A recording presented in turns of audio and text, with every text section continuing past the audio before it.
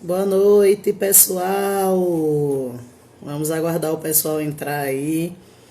Desculpa o atraso. Uf, consegui chegar. Eu estava na correria, né? Só consegui entrar agora. Mas falta pouco aí para a gente chamar a convidada de hoje, né? Para falar sobre a importância da comunicação, que é a professora, né? É uma honra demais recebê-la aqui no Insta da gente, que é Veridiana Rocha. Então, eu vou estar chamando ela agora. E aí a gente espera mais um pouco para ver se o pessoal vai entrando para a gente começar. Ok?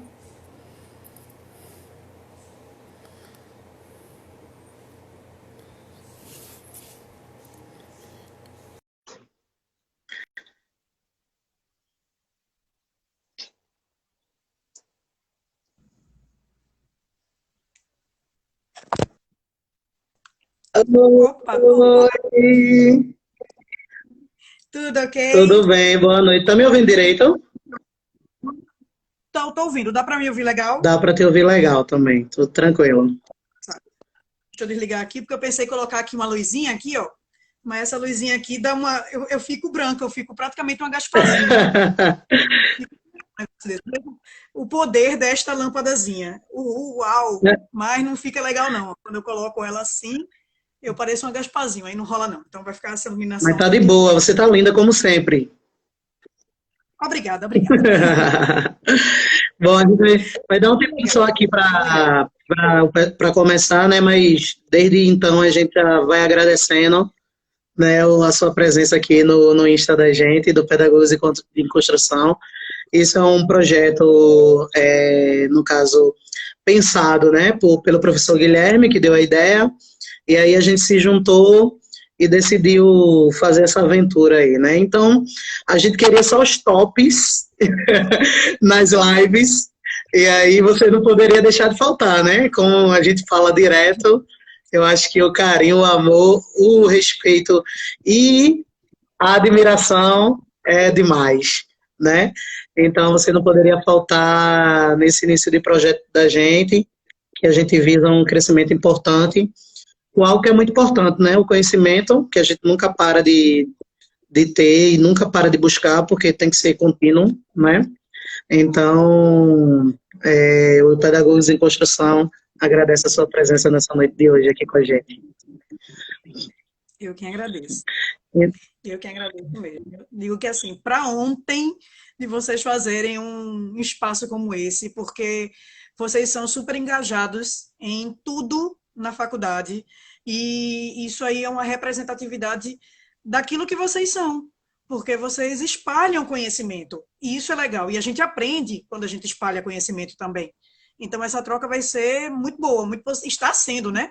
Vocês já tiveram aí uma grande quantidade de feras abrindo, fazendo jus ao contexto e nada como, né?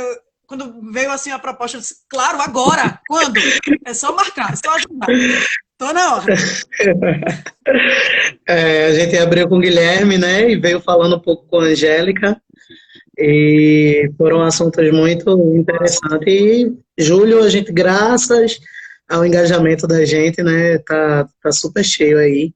A gente vem com várias lives e vários assuntos interessantes, né? E aí a gente começa contigo falando da importância da comunicação.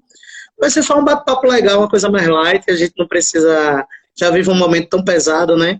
Para que a gente pesado É nerd. aqui, isso aqui mais, né?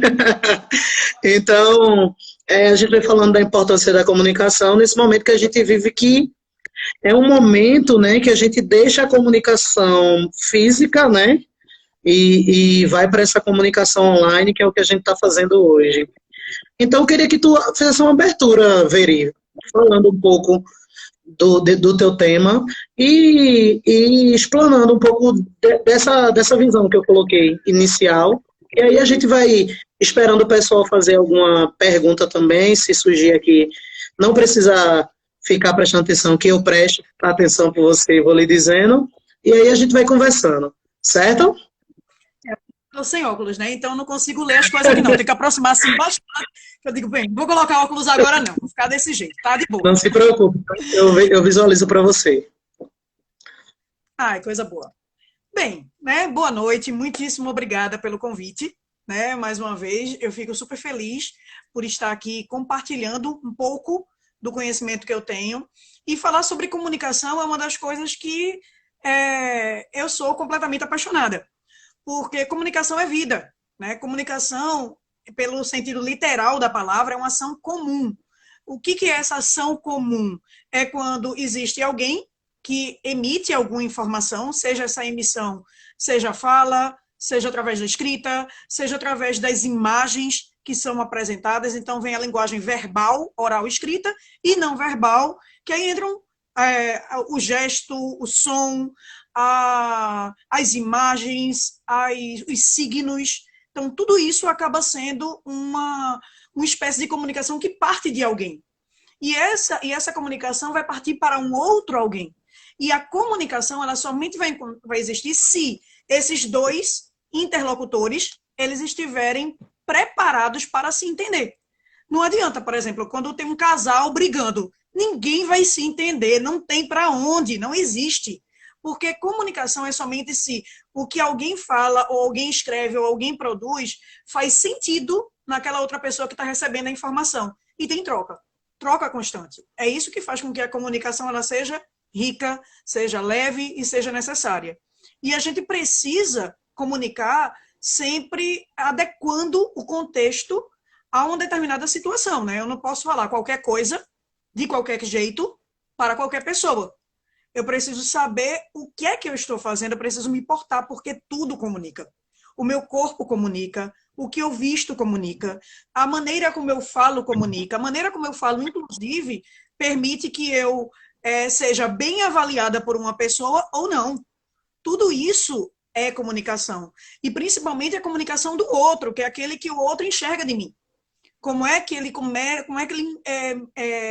me interpreta? Se aquilo que eu estou fazendo tem coerência, se aquilo que eu estou fazendo não tem coerência. Tudo isso é, de certa forma, uma espécie de comunicação. E nos dias de hoje, a gente está se ressignificando na comunicação. A comunicação à distância, seja essa comunicação em educação à distância ou esta comunicação em acesso remoto, porque existe diferença entre esses dois contextos. Educação à distância é quando eu gravo um vídeo e esse vídeo eu permito que as pessoas tenham acesso a um determinado conteúdo e esse conteúdo, a pessoa que vai ter acesso assiste no momento em que ele achar conveniente. E eu não vou estar interagindo do mesmo jeito que eu estou interagindo agora com você. É diferente do acesso remoto.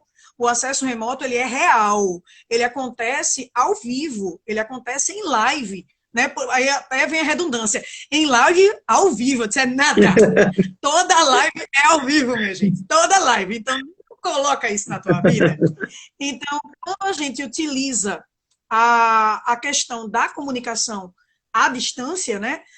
Independente da plataforma e do meio, é algo que, ao mesmo tempo, é necessário, porque, de certa forma, é uma maneira da gente democratizar a educação, democratizar de um jeito que nem todo mundo tem acesso, venhamos e convenhamos.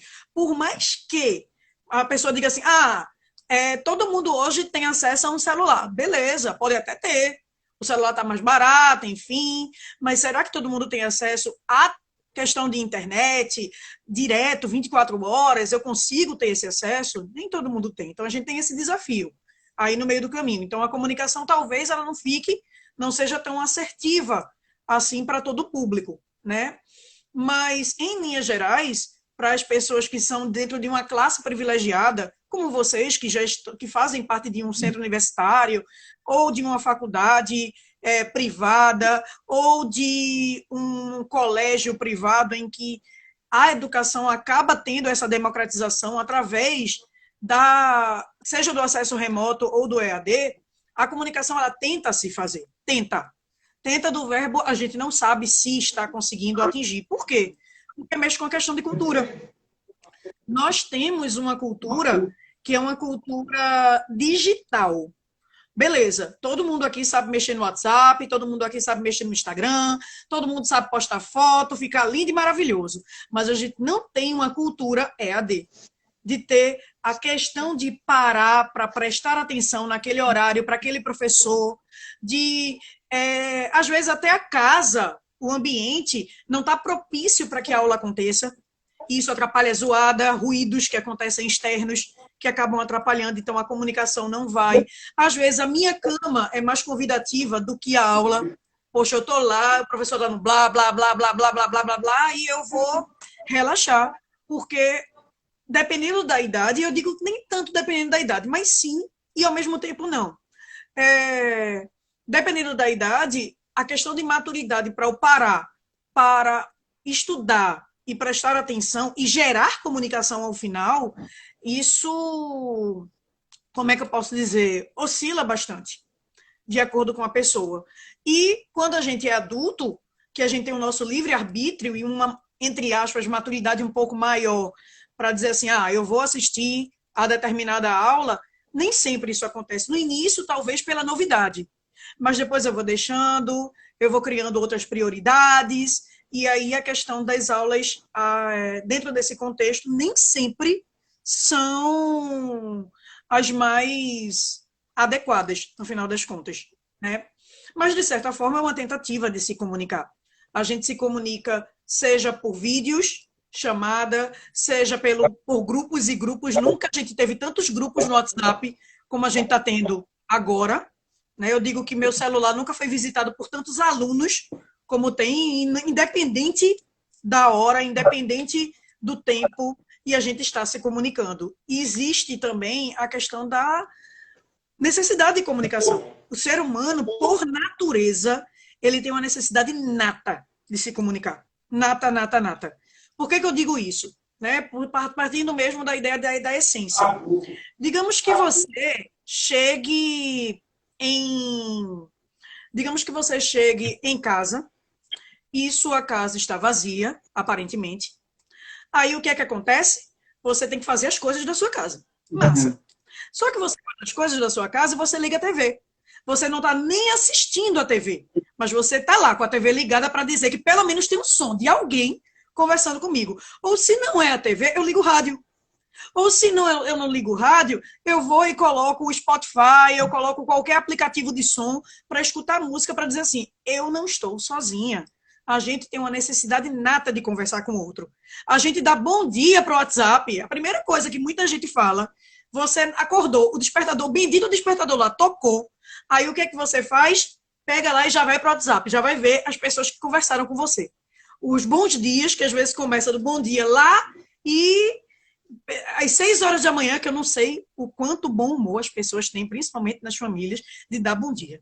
É bom dia, bom dia, bom dia, bom dia, bom dia, bom dia, é flores, coloca aquelas imagens lindas que eu fico emocionada na hora que eu vejo. Eu digo, meu Deus do céu, eu quero só minha cama, eu tô com ódio porque o despertador tocou, e tem as pessoas lá super otimistas dizendo, que dia maravilhoso que eu tô em casa, miséria, eu tô em casa, eu tô enlouquecendo nesse contexto, mas a gente tá lá. É uma necessidade. A gente se aproxima dos distantes também. O quanto as redes sociais acabam facilitando e muito a nossa vida nesse processo. Nós criamos melhores amigos à distância.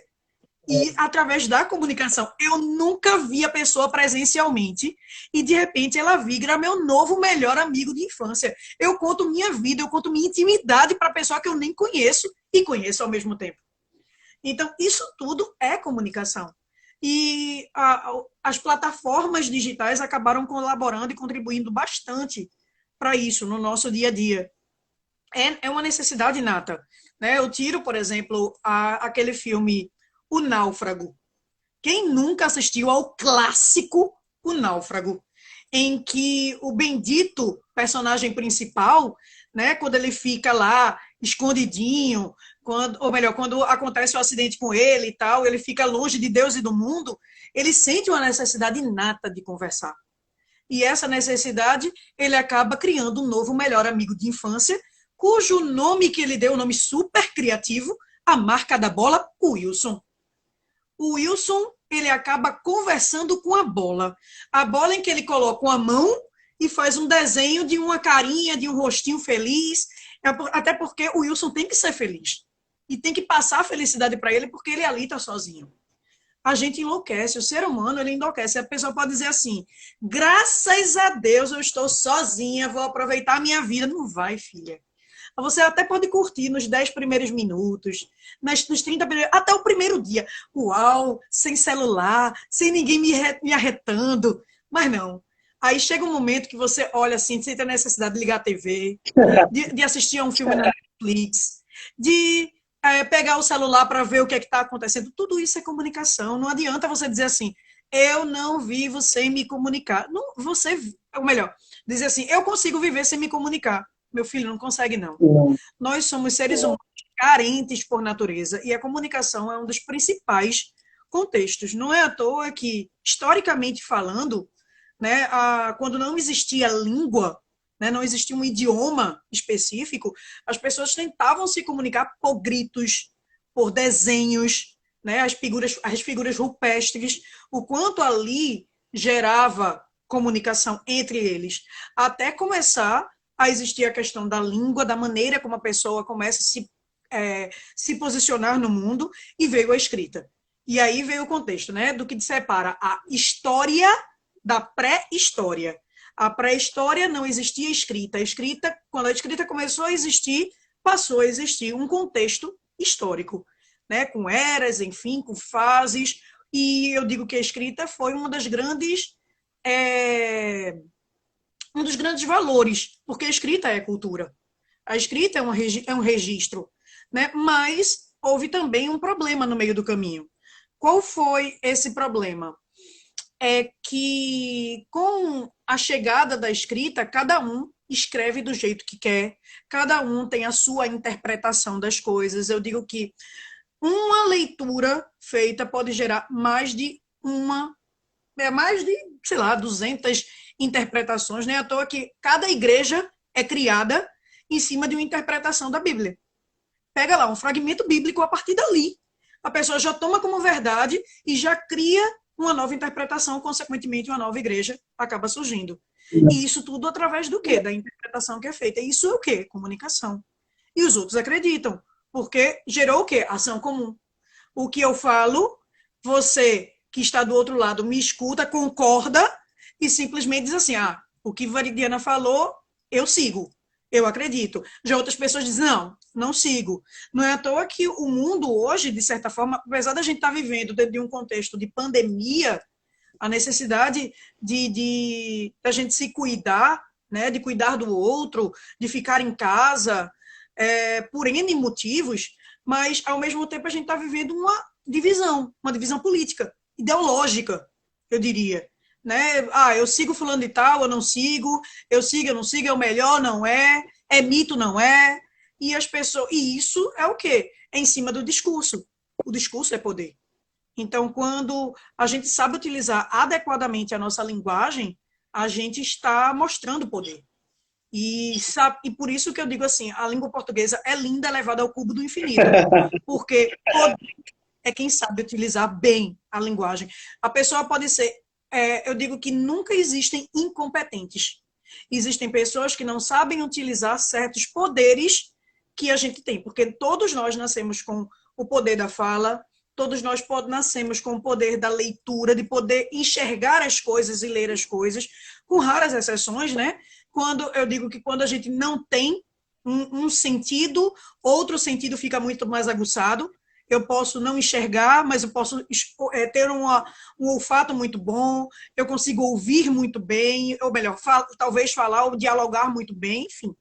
A gente tem sempre alguma habilidade, ou melhor, alguma competência, mas colocar essa competência em habilidade é uma coisa que é para poucos. E a gente saber utilizar adequadamente a nossa linguagem, poxa, isso é poder.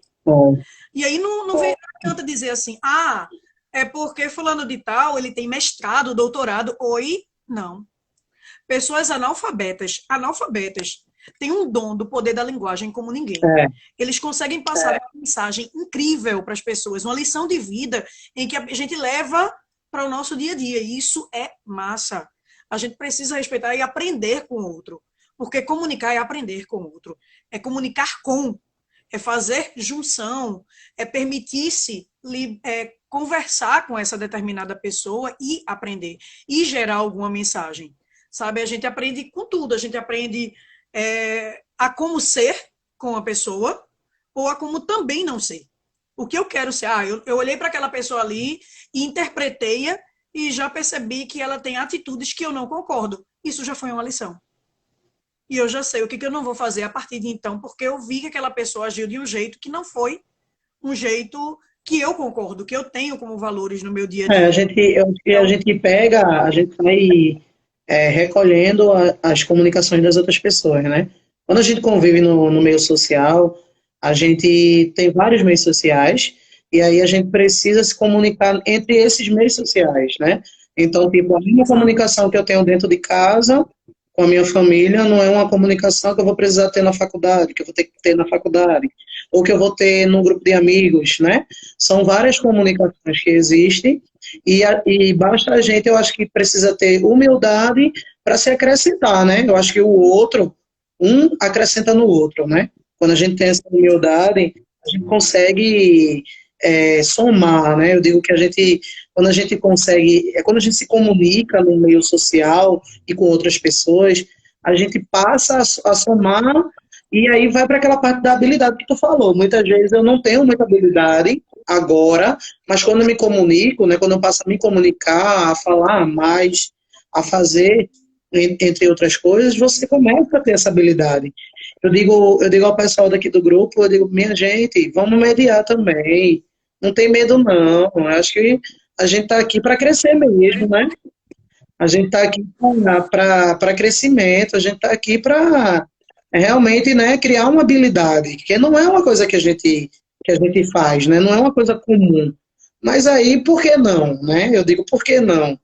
Vamos tentar, vamos somar. Aí vamos ver se eles vão criar a coragem da... Isso. Eu queria assistir, vou dizer assim, sério, agora sim. Ou então, criatura, ainda tu tá nesse cri-cri-cri do medo?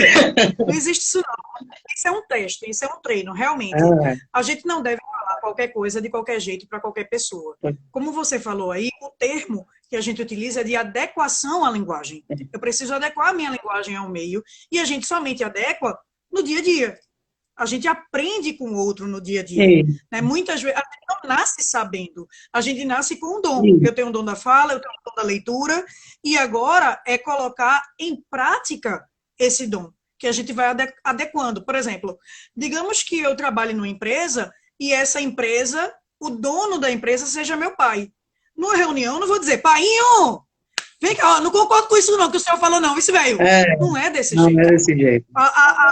E literalmente saber que ali, apesar dele ser o meu pai, ele ali é o dono daquela empresa e a gente está dentro de uma reunião com outras pessoas. E não tem essa de eu começar a mostrar a questão de familiaridade. Eu tenho que adequar a minha linguagem. A mesma coisa é a questão da vestimenta, que também é um tipo de comunicação. Uma entrevista de emprego. Eu tenho que saber o que eu preciso falar, como eu devo me portar. Tudo isso interfere na maneira como eu interajo com esse meio. Isso realmente faz a diferença quando eu consigo adaptar ao contexto, à situação. Não é à toa, por exemplo, vocês vão apresentar trabalho, né? Trabalho de faculdade. Uma coisa é alunos chegando para assistir aula. Aí vem com qualquer coisa, qualquer roupa. Dia de apresentação de trabalho, vocês estão lindos. Por que isso? Não é aleatório, não é só para ganhar ponto, não. É porque isso, implicitamente, é algo que vocês são avaliados por. Inventa apresentar trabalho utilizando sandália havaiana e rastejando pelo onde vocês estão. Uma desgraça. Usando camisa, qualquer camisa, ou uma blusa, ou uma pra que blusa, uma mini saia, uma tarja preta. Vocês estão aí sendo avaliados. E isso, repito, é comunicação. É expressão na hora que vocês... por isso, inclusive, algumas disciplinas chamam de comunicação e expressão. E eu digo o seguinte, não existe comunicação física, verbal, se não tiver a expressão de algo. Né? sejam essas expressões, até mesmo não verbais, digitalmente, quando a gente coloca os emojis, os emoticons, né? Em que às vezes até, ou hoje as figurinhas, eu digo que as figurinhas elas falam muito mais do que palavras, e o melhor do Brasil é o brasileiro, porque eles são criativos na hora de criar aquelas imagens. Pois é.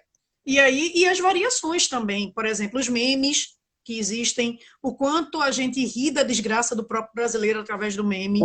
E isso é interativo, isso é comunicação. Existem coisas que são culturais e a gente consegue lidar e entender perfeitamente. Né? Dentro de uma língua que é tão acelerada, a gente cria palavras, recria palavras, modifica palavras. Eu costumo dizer em sala de aula, nas minhas aulas de língua portuguesa, a capacidade que o pessoal tem de diminuir uma palavra. Por exemplo, no passado existia o vamos em boa hora. Vamos embora, vamos embora, vamos, bora, simbora, rumbora, Aí daqui a pouco a pessoa faz assim, ó. Não precisa nem falar, basta o sinalzinho da mão que a pessoa já entendeu a situação. A gente aglutina muito as coisas, a gente diminui muito para facilitar a nossa fala, seja na escrita, seja no nosso dia a dia, né? O vossa mercê, vós me ser, você. No interior, alguns falam o C, outros C. Aí, na escrita, VC, V ponto. Daqui a pouco não tem mais V, não tem mais nada no meio do texto. A gente já sumiu. Um abraço para isso. Ô, Veri. O quanto... Tu quer ver uma profissão que quando eu era mais nova, eu pecava muito na linguagem, assim, na forma de me expressar, né, quando eu era mais nova. E aí, eu precisei entrar no mercado de trabalho, né? Aí eu fui trabalhar de call center. Quando chegou lá, a gente sempre tem o monitor, né? Que fica ouvindo o que a gente está falando. E aí, se a gente ficar nessa parte de diminutivo, feito tu disse, né? Fala diminutivo, e não sei o que, isso, aquilo. Olha, eu fui tão pontuada que dali eu disse, vou sair para o mercado falando. Estou preparada. Preparada, porque eu passei 2 anos sendo cobrada pela minha linguagem, né? E aí foi a partir daí que eu disse, não, a gente precisa se adequar, né? Foi quando eu fui fazer o curso de publicidade. Publicidade é comunicação. E aí eu tive que aprender demais. Mas é muito... vai passando o tempo, as pessoas vão realmente diminuindo com preguiça de falar, né? E vai ficando cada vez menor. E aí a gente se perde muito, porque quando a gente fala pelos aplicativos da vida, a gente acaba escrevendo do mesmo jeito. É muito complicado separar a parte. Por isso que quando eu estou na internet, eu procuro escrever direito, porque isso vicia, né? Você acaba criando um ciclo vicioso. Quando você vai escrever realmente formal, você não consegue. É muito difícil. Na realidade, assim, a língua está se transformando, né? A linguagem digital é uma linguagem positiva, porque ela tenta, de certa forma, acompanhar a velocidade da nossa fala. Mas, ainda assim, existem momentos em que a linguagem digital exige que você se policie na maneira de escrever. Por isso existe o português padrão e existe o português não padrão. O que é o português padrão? O português gramatical. Então, quando criou-se, por exemplo, aplicativos como o WhatsApp, a princípio o WhatsApp ele foi criado para entretenimento. É o quê? Eu conversar com os meus amigos, ter o meu espaço para seja em grupo ou seja no privado, e aí eu utilizo o áudio, eu utilizo a linguagem que eu achar conveniente. Porém, hoje, o WhatsApp ele já virou também instrumento de trabalho. A gente tem grupos de trabalho e a gente é avaliado por aquilo que a gente escreve também. Então, nesses grupos, aí vem o contexto. Até mesmo para situações virtuais que são tão informais, a gente também tem que se preocupar, porque em algum momento a gente vai ter que utilizar o termo formal, o termo padrão da linguagem. Não significa dizer que eu preciso ser formal sempre, mas significa dizer que eu preciso acionar coisas na minha cabeça. Aquele momento que, agora é o momento da seriedade. Então, baixou a Veri séria, baixou a Veri que tenho a preocupação de falar adequadamente, de ter uma dicção boa, de me fazer ouvir da melhor maneira possível. E existe aquele momento em que, tchau para isso, porque uma coisa é, a pessoa dizer assim, dá-me este chocolate. Por que eu falo em chocolate? Chocolate é uma coisa de Deus, né? Dá-me o chocolate, eu quero mim, dá-me. Coisa feia danada. Pois é, gramaticalmente é desse jeito, dá-me. Agora, no dia a dia, me dá isso aí, vai, me dá isso. Ou a gente criar coisas. Por exemplo, não existe em canto nenhum do Brasil o verbo botar, que somente a gente coloca aqui no Nordeste. Botar, a gente bota tudo. Agora não, é pôr, minha gente, é pôr, é colocar, mas não é botar, é botar. É botar, ainda por cima. Assim como tem gente que vive no gerúndio, mas não é um gerúndio concreto. Por exemplo, eu não estou dizendo que eu estou comendo, eu estou comendo, bebendo, fazendo. É a língua do eno, literalmente, mas a gente fala desse jeito, isso é prático. Existe um bairro aqui em Recife, né, que é Casa Amarela. E a pessoa não fala Casa Amarela, é Casa Amarela, é tudo junto, aglutina. Porque é a velocidade da maneira da gente se portar. E isso também é comunicação. É entendível? É. Mas será que em qualquer situação eu preciso falar desse jeito? Eu preciso trazer esses termos? Hoje mesmo, em aula, eu estava conversando com alguns alunos meus sobre redação. Até porque a redação ela é uma comunicação formal, né? É um texto dissertativo argumentativo. Veja a seriedade que tem e que cada vez mais cedo os jovens estão sendo colocados em prova para escrever alguma coisa do ponto de vista formal. Aí eu vejo um aluno e vai e coloca assim, é importante que os países do mundo, aí eu paro. Eu disse, meu filho, país do mundo é nada. Qual é o país que não faz parte do mundo? Aí a pessoa vai e coloca país do mundo. Isso dói a alma da pessoa que vos fala. Ou a pessoa vai, é importante que exista um elo de ligação. Para com isso. Todo elo liga, então não diz elo de ligação.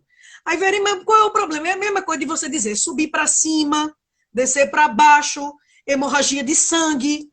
Né? Então, canja de galinha. Putz, grila, canja de galinha. Ó, não existe canja que não seja de galinha.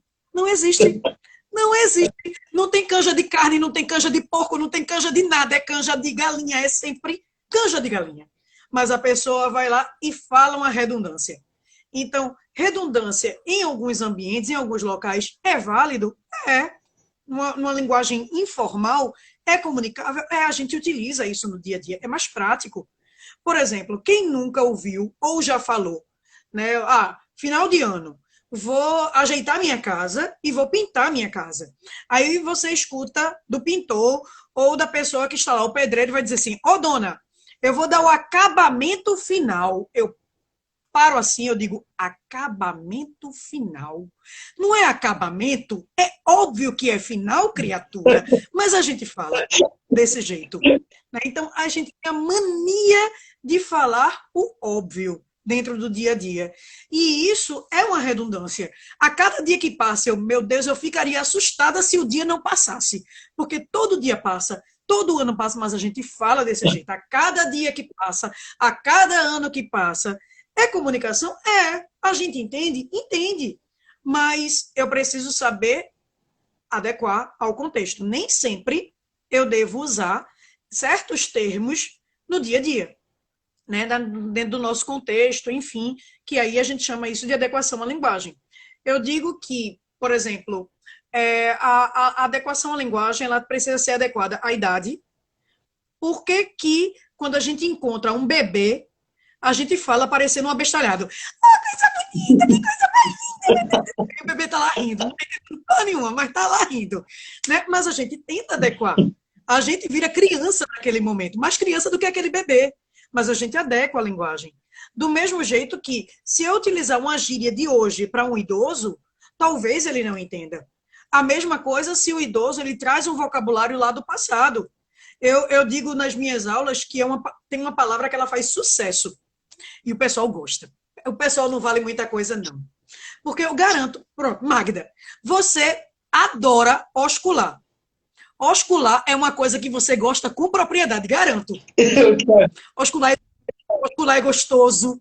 Ósculo, menino. Pense quando um ósculo é dado daquele jeito, você chega e fica sem ar.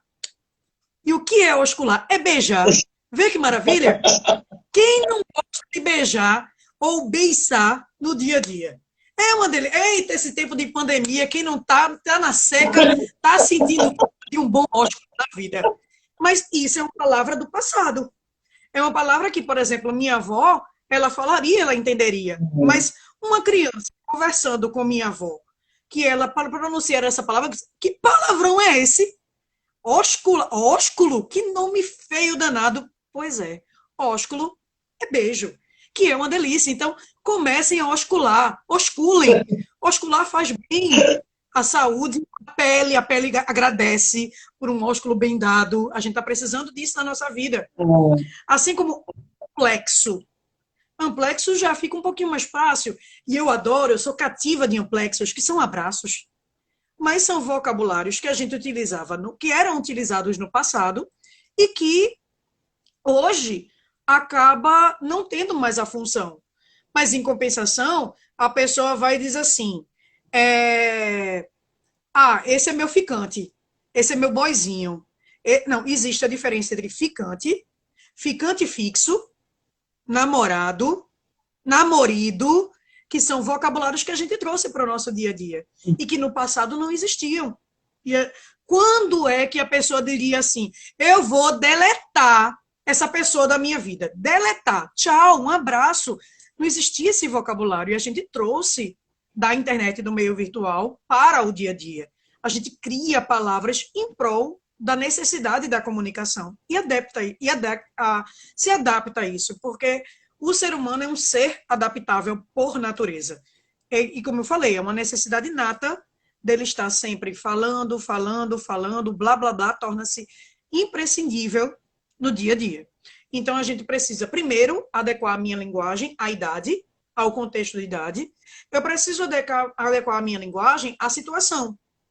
Por exemplo, imagina que eu vou entrar em contato com uma pessoa que eu vou chamar um grupo de pessoas para dizer assim, gente, a pandemia acabou, nós vamos voltar.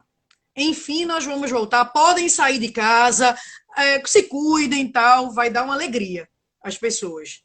Mas eu entro para esse mesmo grupo de pessoas e vou dizer assim, olha, pessoal, por conta do contexto da pandemia, a gente sabe que estamos com um poder de contingência financeira difícil. Por esta situação, por essa relação, nós teremos que desligar algumas pessoas daqui. Então, a mesma pessoa dando informações a pessoas distintas, ela muda o perfil, ela precisa mudar o tom da linguagem. Eu não vou chegar alegre, vocês estão lascados, uhul! Não é desse jeito. Eu não vou chegar desse jeito. Então, eu tenho que saber adaptar a minha linguagem. Eu não posso falar, por exemplo, na igreja, do mesmo jeito que eu falaria num jogo de futebol, num barzinho. O meu tom muda, minha roupa muda também por isso. E tudo isso é comunicação. É de interagir com o outro. Não é à toa que, se por acaso, digamos, a gente está numa igreja, aí começa a ver duas pessoas, dois fiéis, dois irmãos, lá conversando, blá, blá, blá, blá, blá, blá, blá, blá, o pastor lá falando. A gente já olha para trás e já olha recriminando. Porque percebe-se que aquela criatura ali não é de Deus e aquela criatura está atrapalhando a situação. A gente já critica o outro. Porque o ser humano critica o outro já por natureza. Basta a gente fazer alguma coisa que quebre com regras, né? Já puxando aí um pouquinho a sardinha até mesmo para uma das minhas áreas, a sociologia, que faz com que a sociedade olhe e recrimine. Trazendo aí Emily Durkheim para o contexto, o quanto nós vivemos dentro de uma sociedade em que as pessoas elas acabam trazendo métodos coercivos, criticando o outro, fala pela maneira como o outro se porta. Tudo isso também acaba sendo uma comunicação nem tão boa, né? Porque existe a comunicação positiva, a comunicação da escrita proativa, que abraça o outro, mas também existe a escrita ou a produção do bullying. E que também não é legal. a pessoa, às vezes, ela tem um vocabulário incrível, mas ela não usa adequadamente para o bem aquilo ali. Por exemplo, Hitler, ele foi um líder incrível, um líder fantástico. Que vocabulário ele tem, que poder de persuasão ele tem. Mas ele usou o poder de persuasão para quê? Para destruir pessoas, para matar pessoas. Mas isso é comunicação? É. Mas existe nem sempre em toda a comunicação a comunicação para o bem. Eu acho que... Ou é para o meu bem. Né? Eu não sou empática. Eu acho que todos os lados, né? Todas as coisas existem o seu lado bem e o seu lado mal, né? Basta você querer escolher o lado. Essa comunicação que a gente traz mais para o dia a dia da gente é aquela história da primeira impressão, né? Que a gente o corporal da gente responde muito. E às vezes a gente nem se comunica com a pessoa, mas só de não gostar da primeira impressão dela, a gente já não dá nem a oportunidade da pessoa abrir a boca para a gente trocar uma ideia, né? A gente nem dá essa oportunidade. Então, a maioria da gente, a gente tem isso, de dizer que o santo não bateu, que isso e aquilo outro, mas a gente, tipo, nem deu a oportunidade da pessoa se comunicar, que possa ser que naquele momento ela não estava tão bem, né? E aí não se comunicou direito. Mas eu vivo dizendo para Jane direto, Jane, quando for se comunicar com alguém, abaixa a guarda, mulher. Porque já vai com as armas na mão, você nem consegue conversar, já vai com as armas na mão. Eu disse, olha, para você fazer uma coisa assim, uma comunicação legal, você abaixa as armas, vai na humildade que você consegue mais, né? Mas a gente tem essa mania, nós seres humanos, a gente tem essa mania de julgar a pessoa pela primeira impressão e como é que ela age. Às vezes a pessoa nem fala nada, mas porque fez algum gesto, alguma coisa, a gente já julga pelaquela atitude e aí a gente nem quer escutar, né? Essa comunicação é uma coisa muito complexa, eu acho muito complexa. E eu digo que eu sou muito comunicativa, mas eu levo junto a empatia, porque eu fico vendo, né, as pessoas assim, às vezes eu digo, não, pô, possa ser que ele não estava muito legal naquele dia. Vamos conversar de novo, vamos tentar, né, alguma coisa de novo. Eu tento de novo, eu acho que eu tento várias vezes, porque possa ser que a pessoa realmente não está conseguindo, né, passar o que ela quer. E aí eu fico dizendo, eu tenho que ser assim. Eu tenho que ser assim, porque se você não unir a comunicação e a empatia, você não tem muito sucesso, não, com a comunicação, não. Muito complicado. Não é à toa que, assim, né, nos dias de hoje, inclusive, a necessidade a palavra empatia é a palavra-chave.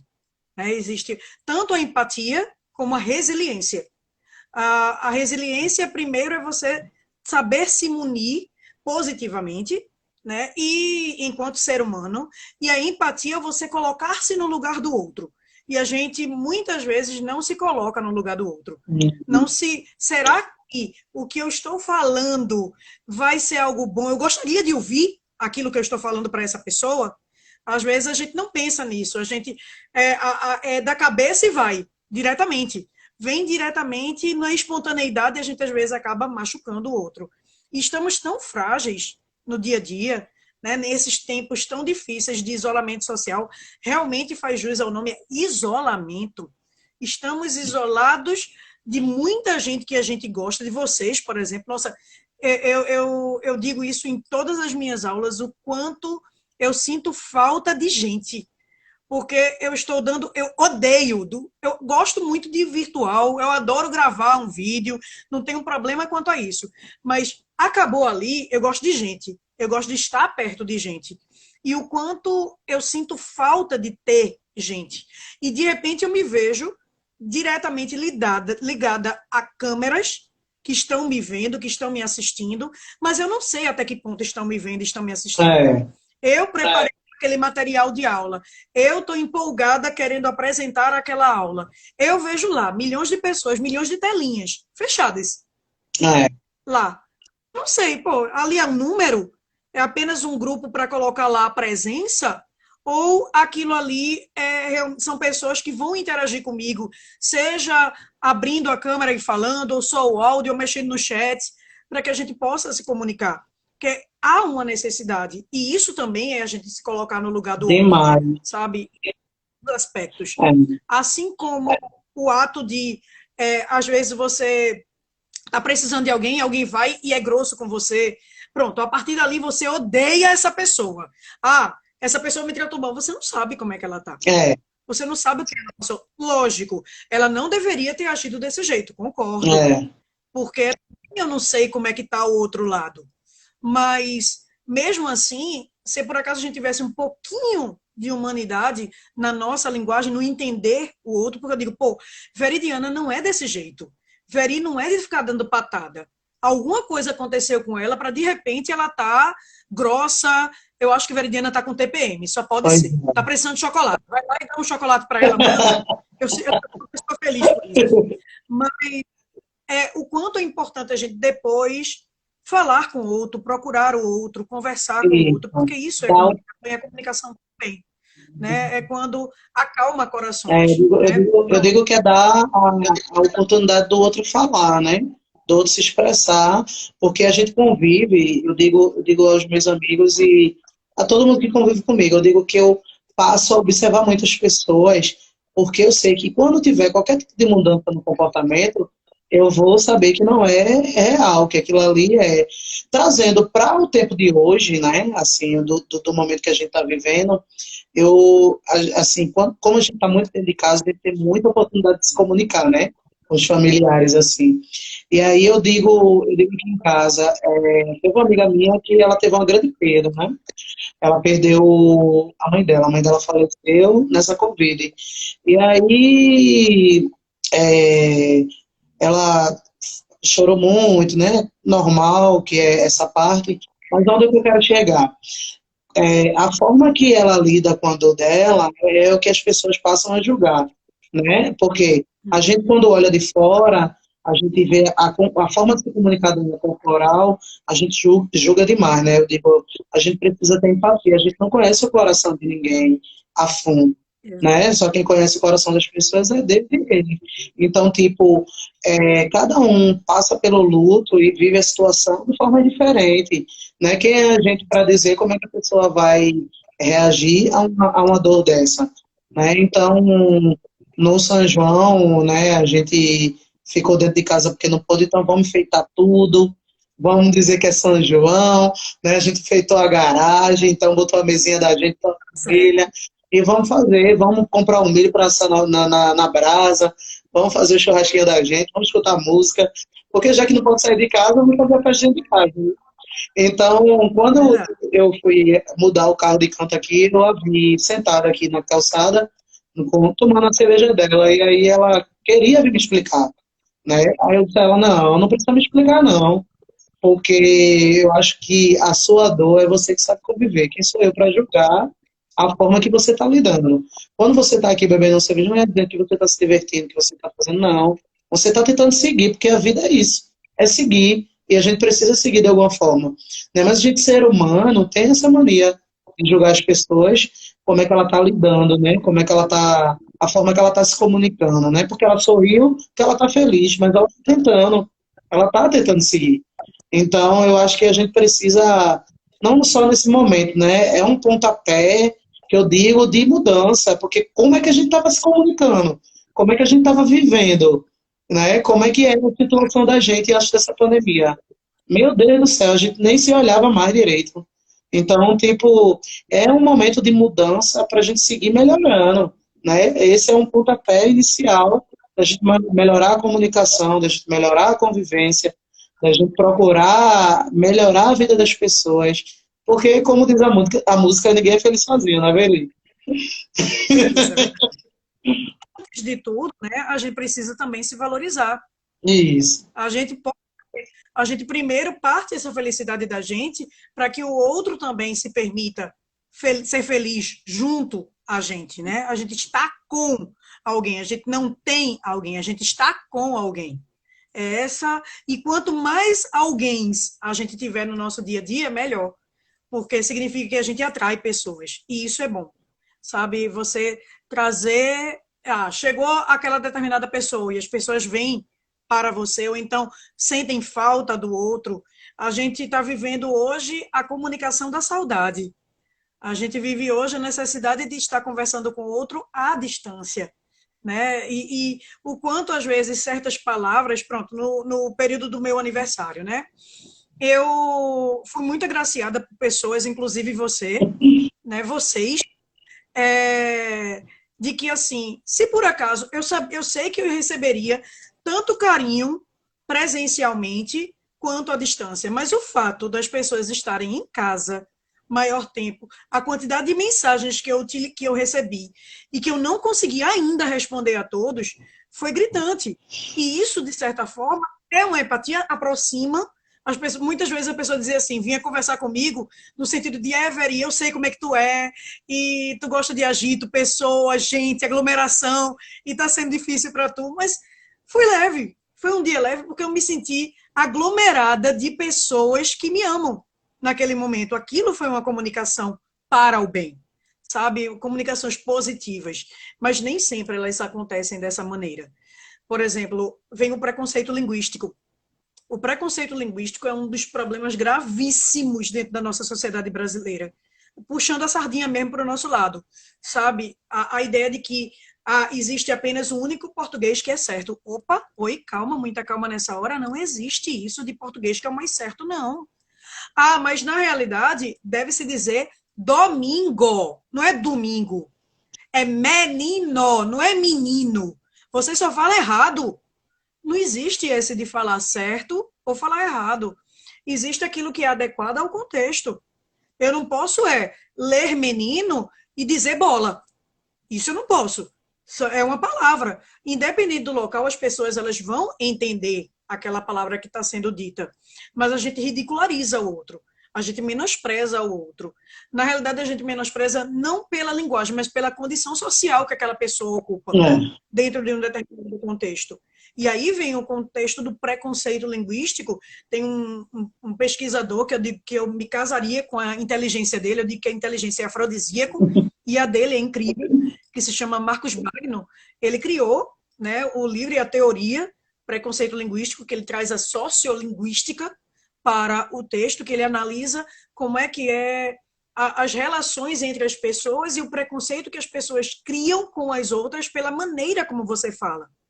Então, existe uma rixa dizendo que Portugal fala o melhor português e o brasileiro não sabe falar português.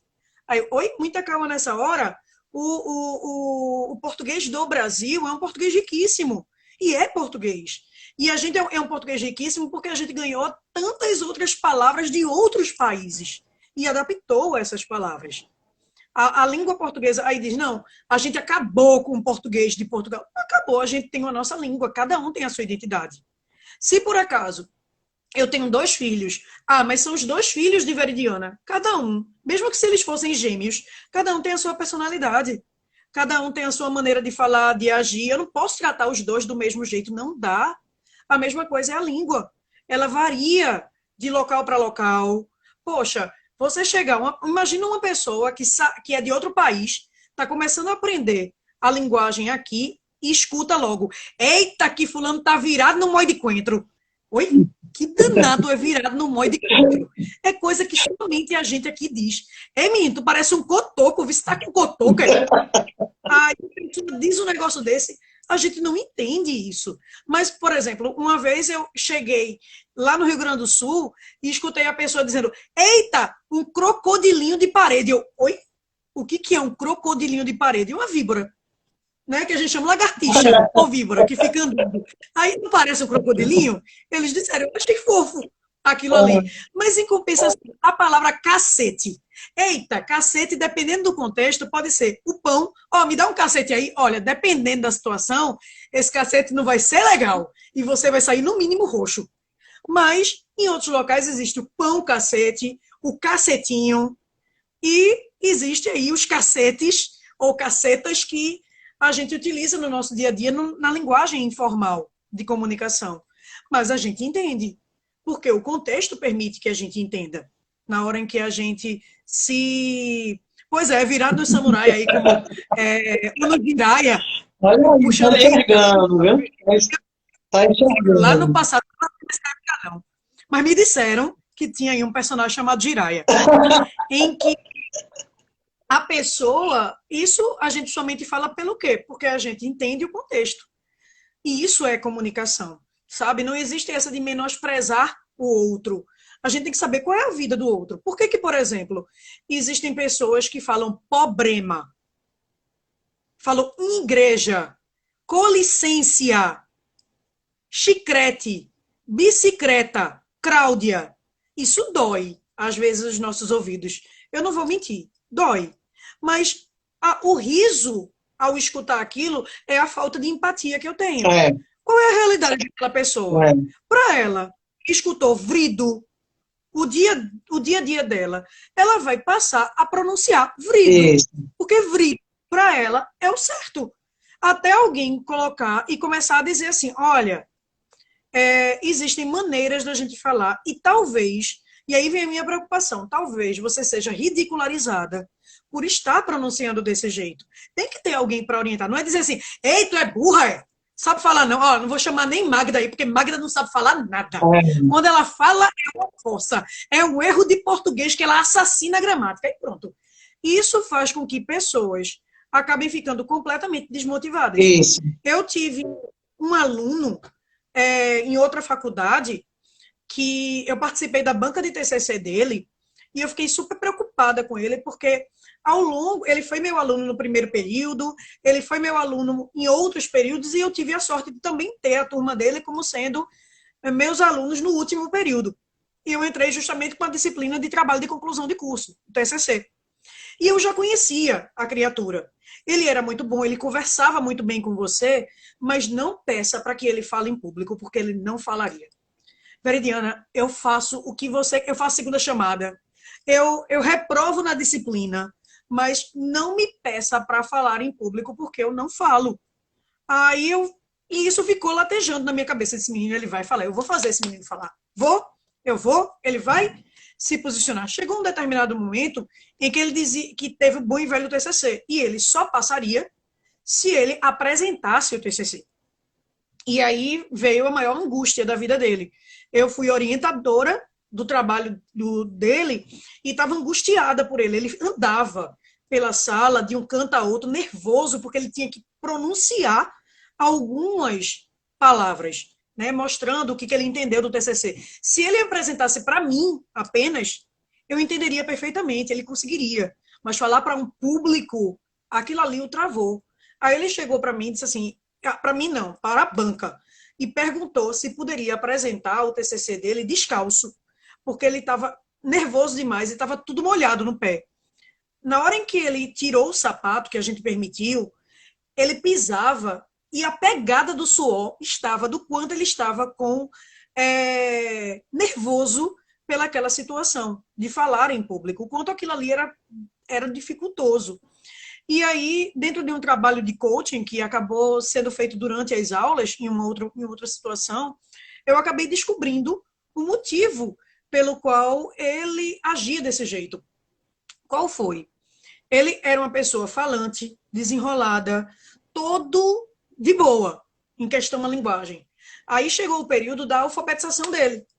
No dia da alfabetização, ele, por justamente ser essa pessoa desenrolada, a professora pediu que ele lesse o texto para a turma, porque ele era aquela pessoa que conseguiria fazer isso. Não só na leitura, e depois ele pronunciasse com as palavras dele alguma coisa. Só que, quando ele chegou para tanta gente, ele travou naquele momento. Ele travou valendo, e a professora chegou e pediu para que ele lesse. Aí pegou o papelzinho e me deu para ele ler. Aí ele começou a tremer na hora que ele começou a ler, e ele estava pulando palavras de tão nervoso que ele estava. E ele olhava para a mãe, e a mãe dele, ela chorava, mas ao mesmo tempo estava preocupada e brigava com ele, porque ela tinha ensaiado tanto com ele, ele ali errou. Aquilo ali para ele o travou. A partir dali, qualquer trabalho em público ele não fazia. O quanto uma coisa lá do passado intervém na maneira do jeito da pessoa agir, né? Então, a necessidade da gente ter empatia com o outro, entender o outro e dizer assim, na realidade isso não é frescura, não. Isso é um trauma. E às vezes a gente carrega traumas ao longo da nossa vida e que quando a gente está na fase adulta, a gente não entende o porquê que a gente age desse jeito, né? E isso também é um aspecto da gente olhar para o outro, comunicar-se com o outro e entender um pouco o outro. Eu acho que vai cair 15 segundos. Eu vou tentar salvar. Pera. Tá, salva.